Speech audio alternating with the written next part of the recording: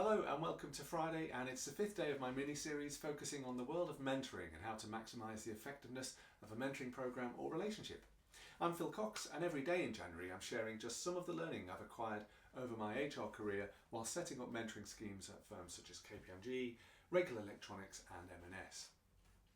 This week I've been specifically focusing on support for mentors or people who are thinking of becoming a mentor in their organisation. And if you've missed any of the videos so far, you can find them all on my LinkedIn profile. My final tip for mentors this week is perhaps the one that can have the biggest impact, and it's one where I often see mentors struggle the most.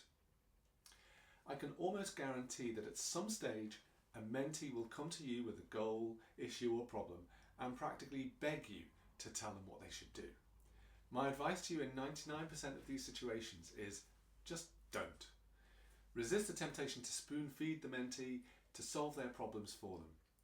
In the long run, that isn't going to help them, and it's not going to help them to develop their own problem solving capabilities, and it could lead to a sense of dependency, and you are too busy for that.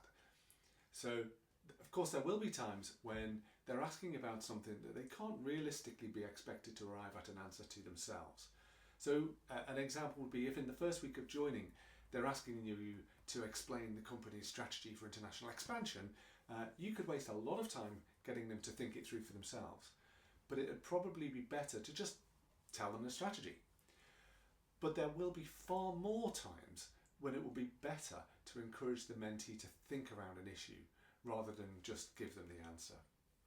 As mentor, you have an opportunity here to facilitate their learning by asking them questions, suggesting some alternative approaches, or by prodding them to arrive at or to at least have a go at developing their own solution to the problem.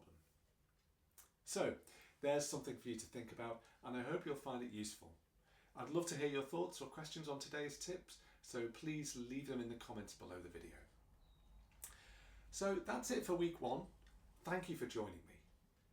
Every day next week I'll be sharing ideas about how mentees can get the most from a mentoring relationship, and the following week I'll share some tips for those of you who are responsible for setting up a mentoring program. So if any of that might be of interest to you or a colleague, please do join me or tag them below. Thanks for watching this week, have a great weekend and see you on Monday.